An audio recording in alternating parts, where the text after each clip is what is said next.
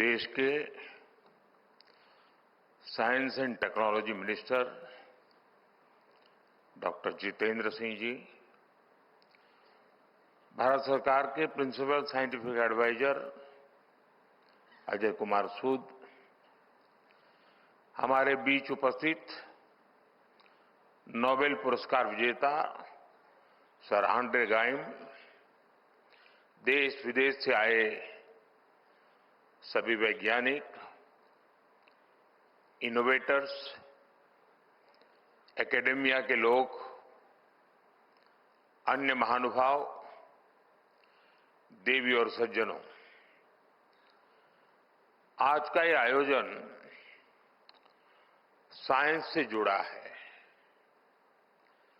लेकिन मैं सबसे पहले क्रिकेट में भारत की शानदार जीत की बात करूंगा।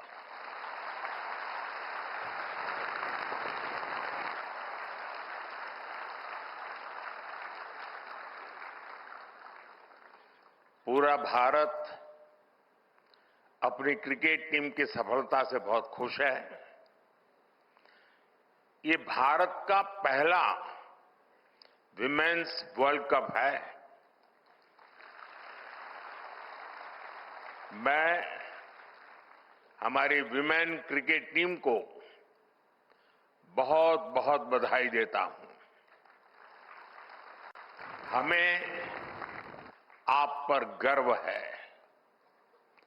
आपकी ये सफलता देश के करोड़ों नौजवानों को प्रेरित करेगी।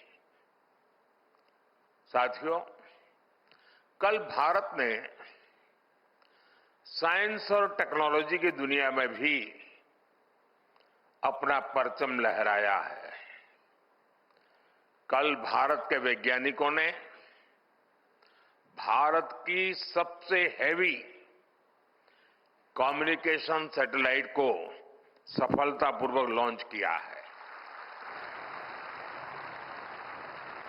मैं इस मिशन से जुड़े सभी वैज्ञानिकों को, इसरो की भी बहुत बहुत बधाई देता हूं।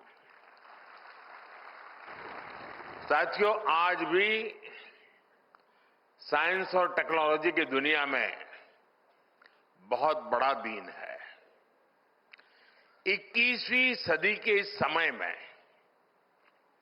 बहुत आवश्यकता थी कि इमर्जिंग साइंस, टेक्नोलॉजी और इनोवेशन पर मंथन के लिए दुनिया भर के एक्सपर्ट एक साथ जुटे और वो मिलकर के दिशा दिखाएं।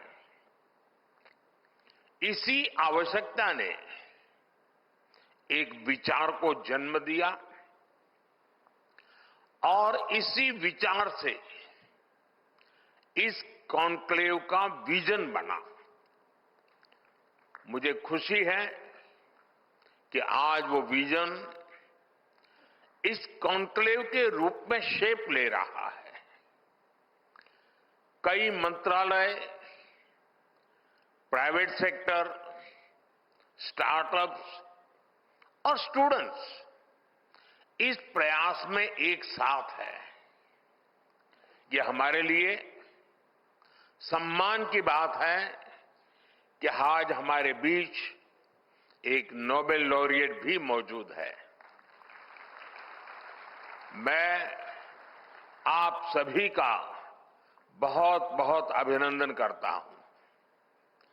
आपको इस कॉन्क्लेव के लिए अनेक अनेक शुभकामनाएं भी देता हूं। साथियों, 21वीं सेंचुरी का यह दौर सबसे अभूतपूर्व बदलावों का दौर है।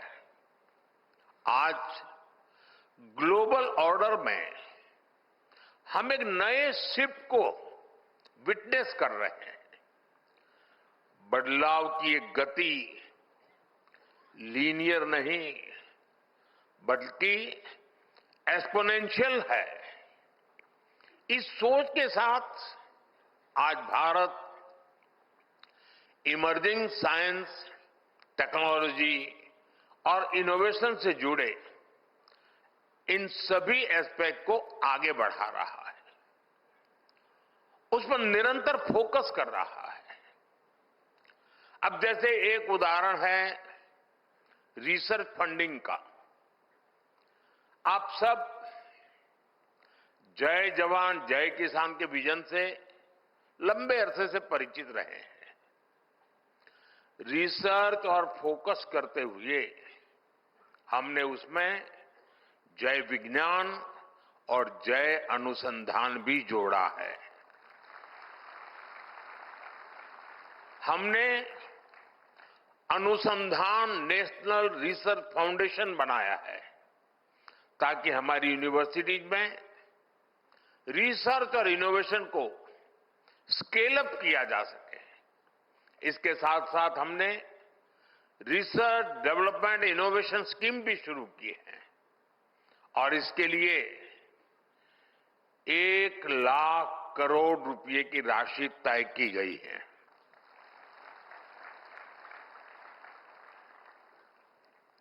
आपको लगता होगा ये 1,00,000 करोड़ मोदी के पास रहने वाला है, इसलिए ताली नहीं बजा रहे हो।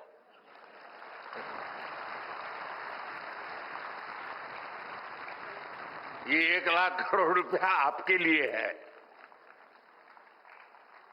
आपका सामर्थ्य बढ़ाने के लिए है, आपके लिए अवसर के नए द्वार खोलने के लिए है। हमारा प्रयास है कि प्राइवेट सेक्टर में भी रिसर्च एंड डेवलपमेंट को बढ़ावा मिले। पहली बार हाई रिस्क और हाई इंपैक्ट प्रोजेक्ट के लिए कैपिटल भी उपलब्ध कराई जा रही है। साथियों, भारत में इनोवेशंस का आधुनिक इकोसिस्टम बने, इसके लिए हम ईज ऑफ डूइंग रिसर्च पर भी फोकस कर रहे हैं।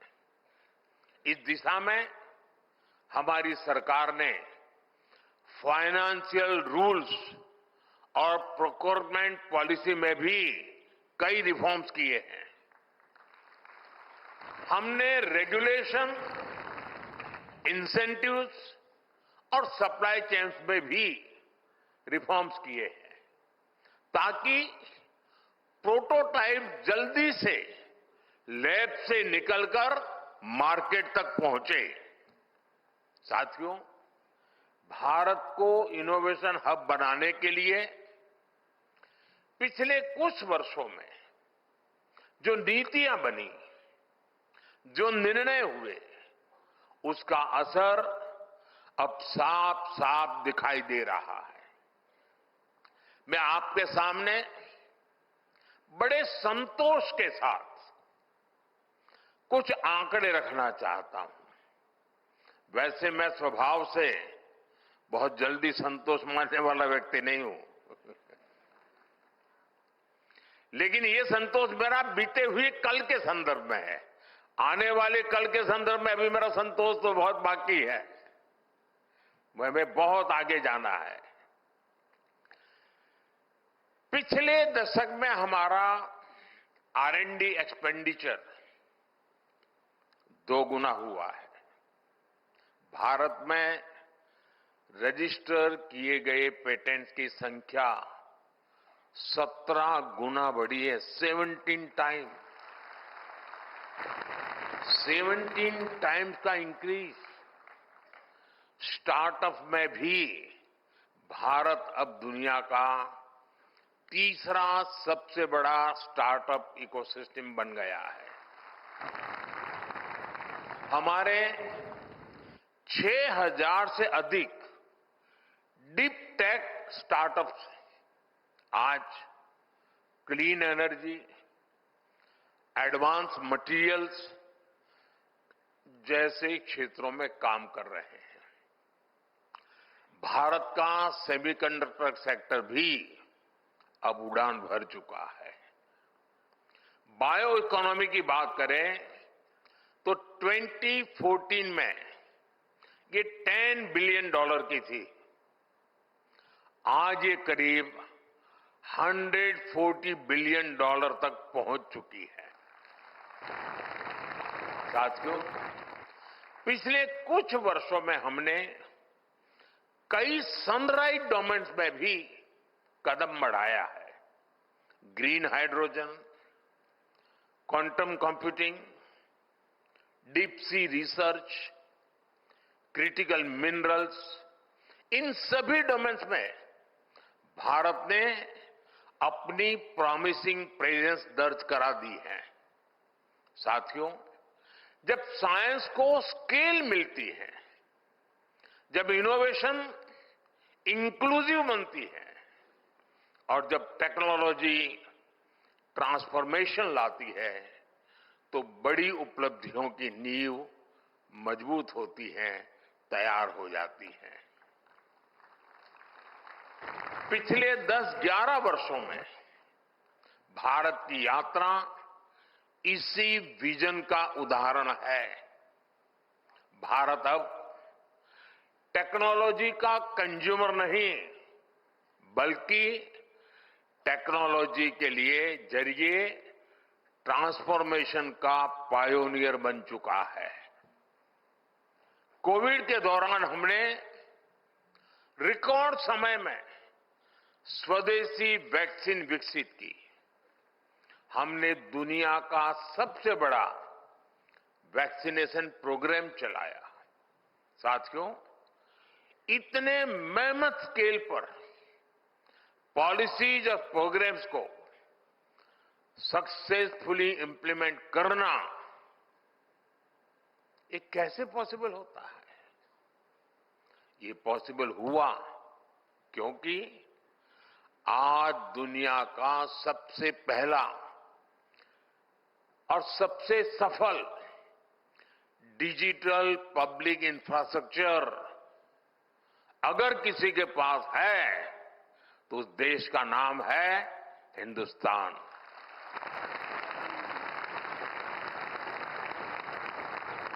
हमने 2 लाख ग्राम पंचायतों को ऑप्टिकल फाइबर से जोड़ा है।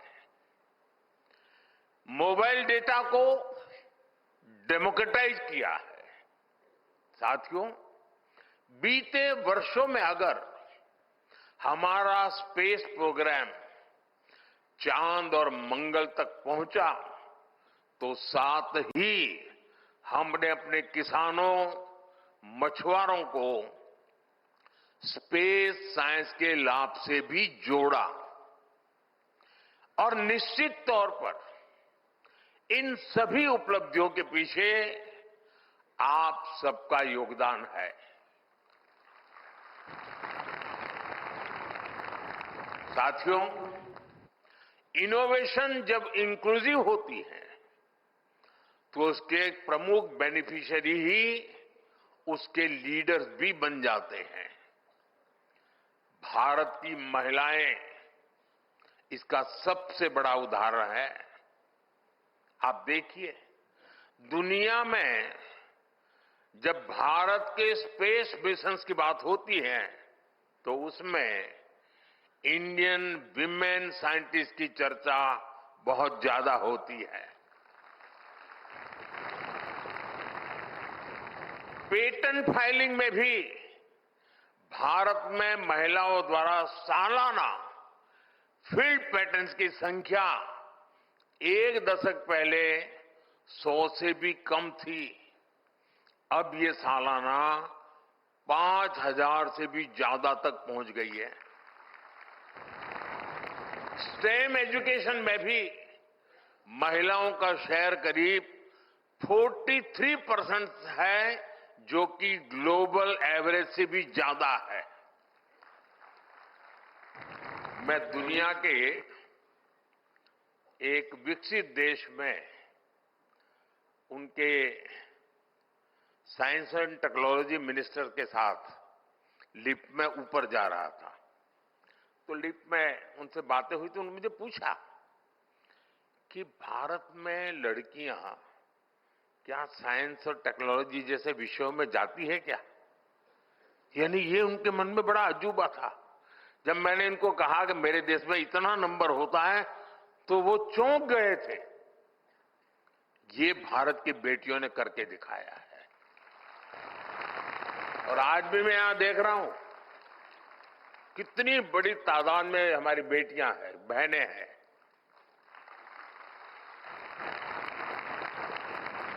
ये आंकड़े हमें बताते हैं कि भारत में साइंस एंड टेक्नोलॉजी के क्षेत्र में महिलाएं कितनी तेजी से आगे बढ़ रही हैं। साथियों, इतिहास में कुछ क्षण ऐसे आते हैं जिनसे कई पीढ़ियों को मोटिवेशन मिलता है। कुछ साल पहले हमारे बच्चों ने चंद्रयान का सफर देखा, उसकी सफलता भी देखी और सफलता साइंस के प्रति जबरदस्त तरीके से उनको आकर्षित करने के लिए कारण आई, अवसर बन गई। और उन्हें असफलता और सफलता दोनों को देखा था। हाल में ग्रुप कैप्टन शुभांशु शुक्ला की स्पेस स्टेशन की यात्रा ने बच्चों में एक नई उत्सुकता पैदा की है। हमें नई पीढ़ी में पैदा हुई जिज्ञासा का लाभ उठाना चाहिए। साथियों, हम जितने ज्यादा ब्राइट यंगस्टर्स को साइंस, टेक्नोलॉजी और इनोवेशन की दिशा में ले जा सके, उतना ही बेहतर होगा। इसी सोच के साथ देश भर में लगभग 10,000 अटल टिंकरिंग लैब बनाई गई हैं। इनमें 1 करोड़ से ज्यादा बच्चे क्यूरियोसिटी और क्रिएटिविटी के साथ एक्सपेरिमेंट कर रहे हैं। और आपको ये जानकर खुशी होगी कि इन लैब्स की सफलता को देखते हुए हम 25,000 नई अटल टिंकरिंग लैब भी बनाने जा रहे हैं। पिछले कुछ वर्षों में देश में सैकड़ों नई यूनिवर्सिटी बनाई गई हैं। 7 नई आईआईटीज और 16 ट्रिपल आईआईटी की अभी बनी चुकी है। नई एजुकेशन पॉलिसी में हमने ये भी सुनिश्चित किया है कि युवा अब साइंस और इंजीनियरिंग जैसे स्टेम कोर्स अपनी स्थानीय भाषा में कर सकेंगे। साथियों, हमारी सरकार की प्रधानमंत्री रिसर्च फेलोशिप युवा रिसर्चर्स के बीच बहुत सफल रही है। इस स्कीम के तहत दी गई ग्रांट्स ने युवाओं की बहुत मदद की है। अब हमने आने वाले 5 वर्षों में 10,000 फेलोशिप देकर देश में R&D को और मजबूती देने का निर्णय किया है। साथियों, ये बहुत जरूरी है कि हम साइंस और टेक्नोलॉजी की ट्रांसफॉर्मेटिव पावर को समझें और साथ ही इन्हें एथिकल और इंक्लूसिव बनाएं। उदाहरण के लिए आर्टिफिशियल इंटेलिजेंस को ही देखिए। आज रिटेल से लेकर लॉजिस्टिक तक, कस्टमर सर्विस से लेकर बच्चों के होमवर्क तक हर जगह एआई का इस्तेमाल हो रहा है। इसलिए हम भारत में भी एआई की शक्ति को समाज के हर वर्ग के लिए उपयोगी बना रहे हैं। इंडिया एआई मिशन में 10,000 करोड़ रुपए से अधिक का निवेश किया जा रहा है। साथियों, भारत आज एथिकल और ह्यूमन सेंट्रिक एआई के ग्लोबल फ्रेमवर्क को शेप दे रहा है। हमारा आने वाला एआई गवर्नेंस फ्रेमवर्क इस दिशा में एक बड़ा कदम होगा। इसका मकसद है इनोवेशन और सेफ्टी को साथ साथ विकसित करना। अगले वर्ष फरवरी में जब भारत ग्लोबल एआई समिट की मेजबानी करेगा, तो इंक्लूसिव, एथिकल और ह्यूमन सेंट्रिक एआई के प्रयासों को नई गति मिलेगी। साथियों, अब समय है कि हम इमर्जिंग एरियाज में 2 गुनी ऊर्जा से काम करें। ये विकसित भारत के हमारे लक्ष्य की प्राप्ति के लिए भी बहुत अहम है।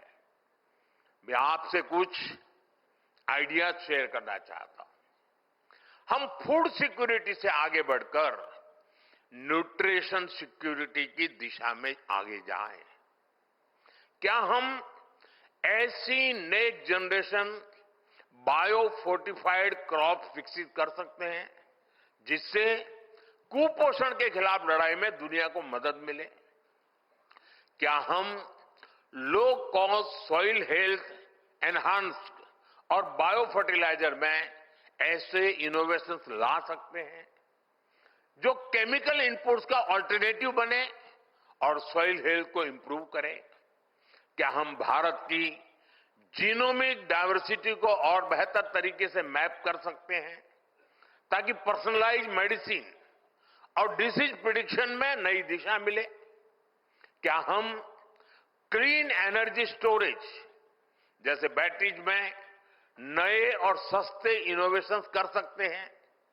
हर क्षेत्र में हमें ये देखना चाहिए कि किन क्रिटिकल इनपुट्स के लिए हम दुनिया पर निर्भर है और कैसे उनमें आत्मनिर्भरता हासिल की जा सकती है।